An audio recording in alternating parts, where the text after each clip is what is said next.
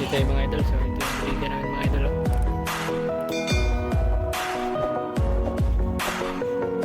May busy tayo ngayon mga idol kasi maraming gawain. Muna tayo sa taas po, fix muna tayo ng mga stock. Ito yung stock namin mga idol. Mga klase ng mga ano. Papakita ko sa inyo mamaya mga idol yung mga tinira ko po. Mag-display ko mga idol. Papakita ko. Dito naman mga idol sa close up products po. May unggoy sa likod po eh. Close up products po tayo mga idol. So kailangan nating tanggalin ng balit caging niya po para po maayos natin ng maayos. Maayos natin ng maayos mga idol. So ganito lang po mga idol. So inutosan kasi tayo na tanggalin yung yung tape niya para pag file niya po maganda po tingnan. So ganito mga idol. Ganito lang.